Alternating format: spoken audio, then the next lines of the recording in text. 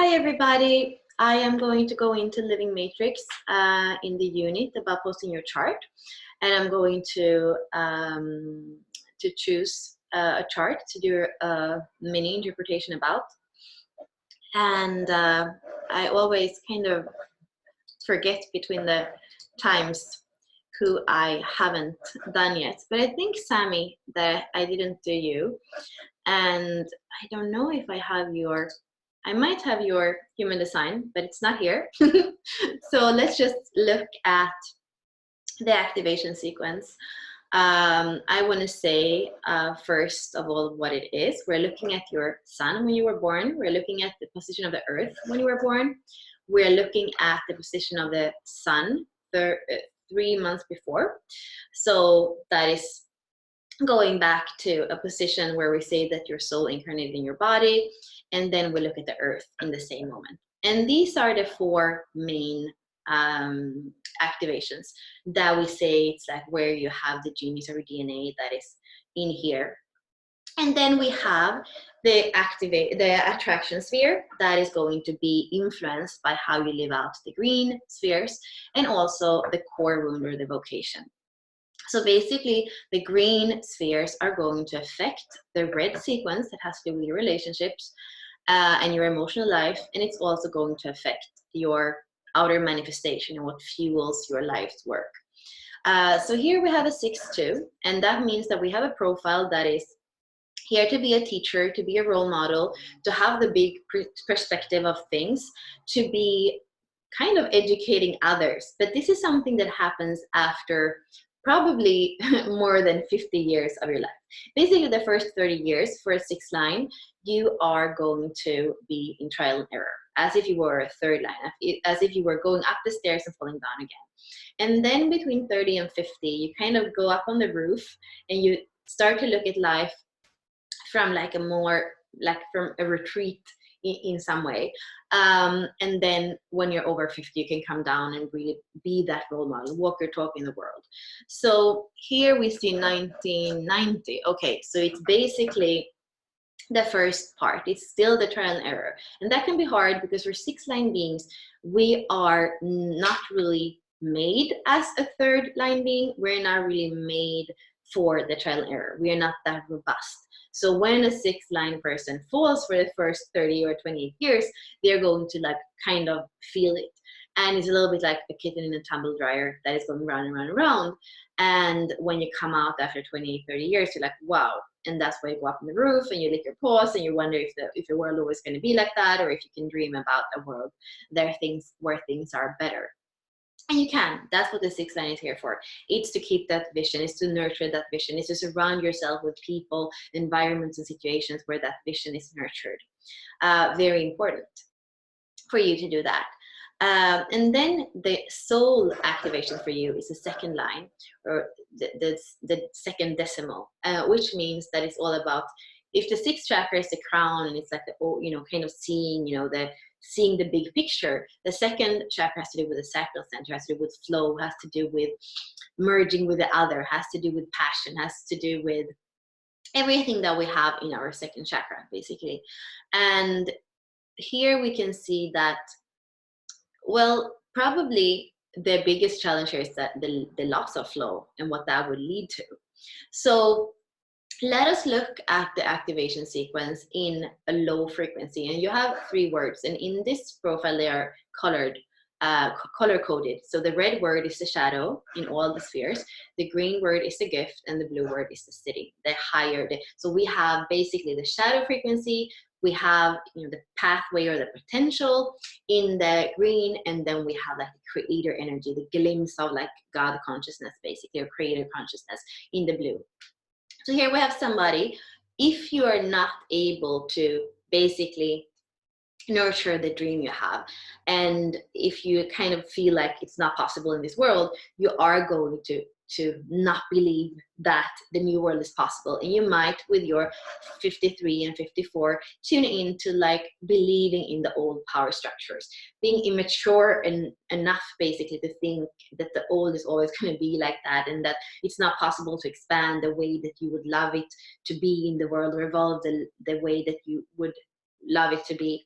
And that can make you grasp onto those power structure, like money or power or any of these things that kind of in the old world, in the 3D world, were working. And that is going to lead you into kind of running after, like running to live up to your expectations, putting expectations on others, maybe in relationship, kind of having those like kind of fixed ways of how you want things to be, not sufficient flow, whether it's you or the other that are, that are whoever it is in the relationship.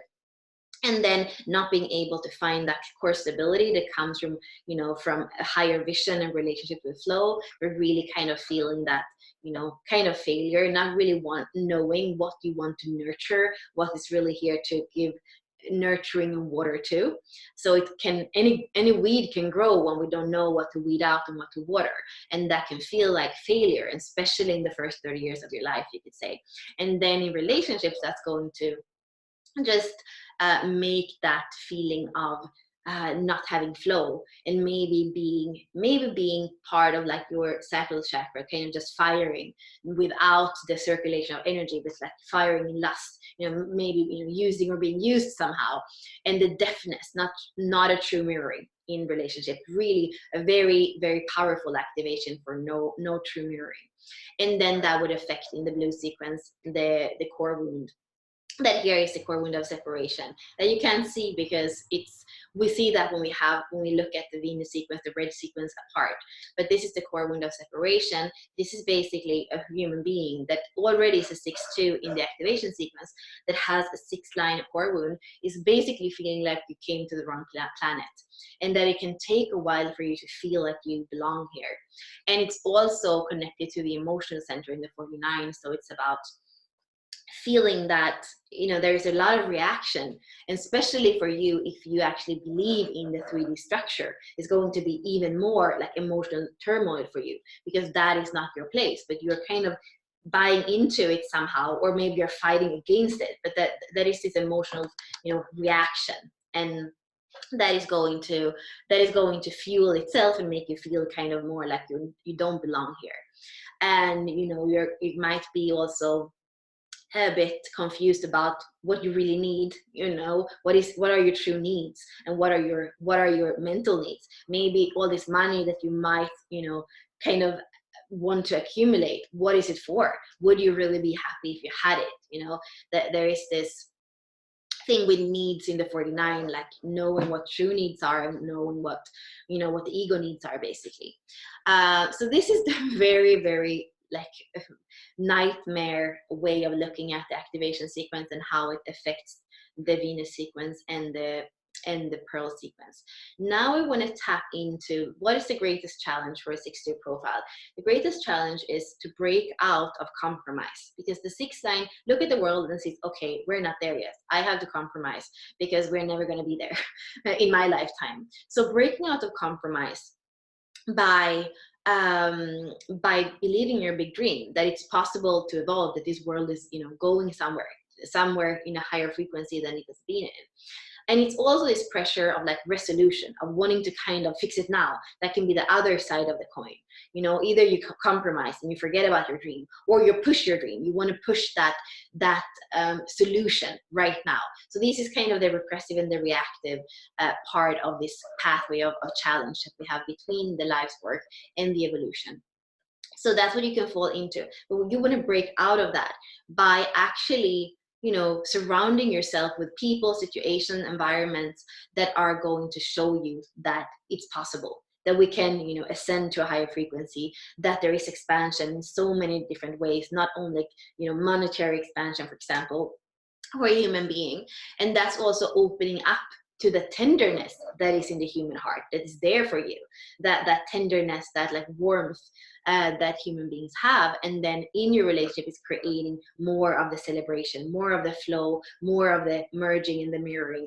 Then it's also when you can feel a true core stability doesn't come from the outer, making money or reacting to the system. Like it's not an identity that comes from the outside, but it's a core stability comes through the inside, through your detachment from some of the things that you were maybe grasping around, and where you are really really basically fearlessly somehow grounded in, you know, what you know is worth nurturing. That's really the 32.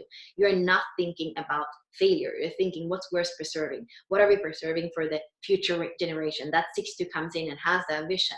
You're grounded in that knowing.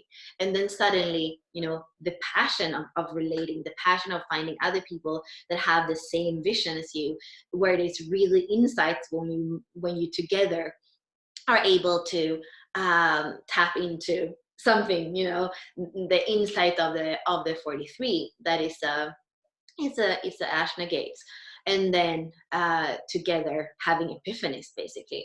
And that's what then when we go again back to the Pearl sequence, we see that this core wound that is in reaction and separation, that suddenly we can see the other part of it. And that's when we come into, you know, somebody who sees the big picture, who sees the whole system. That's what we are calling the line philanthropy, because basically you're using that, the low frequency of like of confusion and needs and reaction and all that is, it's actually even hard to be able to explain it, but it's the mutation in the emotional center when we are not slaves under the distorted feelings, but actually when we are purifying those feelings, we can come in and live through our heart, through our all our chakras that are not swayed all the time from their center by the emotions that we don't understand, and that we let ourselves just like, you know, kind of get wiped away from our center. So the 49 comes with a revolution in relationships and says there are new ways of relating, there are new ways of looking at the world together, there are new ways of creating love and philanthropy between people, and we are really here to create a vision together. We're one humanity. Which also goes back to this 31 and 37 in the nurturing, that goes back to the 32 in the nurturing in different, you know, in this is a tribal gate, this is a collective gate, a splenic gate. So it kind of shows the same, this hologenetics, it shows very similar things in different centers of the chart. And then on a daily basis, you're probably somebody who is not going to move that much. You are here to create things. You're here to be in stillness in order to be able to focus. And that's when, you know, the genius comes through you on an everyday basis. If you have to, you know, manage a lot of people, or if you have a boss that is trying to manage you, maybe that is going to create stress for you, creating like a constriction or a limitation for you. But you're here to be able to create from your own individual creativity, you know, from your own individual vessel, you could say. And then you're here to be recognized for that. You know, that is this second line of Pearl, and you're very precise in what you're bringing to the world. But that is only going to happen once, you know, the challenge is broken through here in the pathway of challenge, when you don't believe in the old anymore, when you create this flow in your relationship, when you start celebrating life, when you tune into your tenderness, when you feel into the relationship where there is flow and joint direction, and when you have the courage to believe in a new way of relating where we're not separate, but that where we're one. So you see how much we can see in a chart. This is how much we can see in a chart without having the human design. Many times I say, I want both. I need to see how the energy moves in the body to be able to see how the life path works. But actually, just by looking at the hologenetic profile, just like we did now, we're looking at basically 4 activations: the sun and the earth in the moment you were born, the sun and the earth 3 months before. And from that, we can see exactly how, you know, the lower frequency scenario plays out, the higher frequency scenario play out, and how that affects, you know, the main spheres in the Venus sequence that is about relating and emotions, and then the Pearl sequence that is about your outer manifestation and how, you know, create abundance and serve in the world. So it's very telling. You don't, you know, we can in 10 minutes like now, we can really go into what your, you know, what your life destiny is about. So that's what I also really just love with kind of the simplicity of the hologenetic profile, because it allows us to look at a few activations and really tell the life story. And what I'm going to be doing quite soon as well is to start the other way around. Instead of starting from the outer sequence, I want to go right to the middle. So in this chart, we had the 37 one in that very center of the SQ when I spoke about tenderness.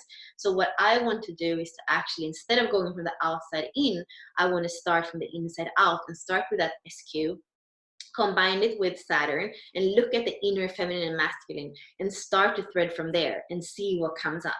And maybe I'm going to have to do this with a person to get a little bit more of insight of like what happened, because this is also a developmental phase in your life when you were from 0 to 7 years old. So it can be things that are important there, and at the same time, many times those things are a bit unconscious, because this is the age when we were too young to process emotionally or intellectually. So it's staying in our cell memories. So that's when we start to go into the SQ, we actually are in that cell memory. We are in our DNA, and that's where we're working with the polarities again of the feminine, the masculine, the yin and the yang, always the polarities, and going back and kind of balancing, finding stability, finding that inner strength instead of like living from the outside. And that can be as powerful as looking at the activation sequence and starting to unravel the DNA from there. So that's something that I'm really looking forward to. Thank you.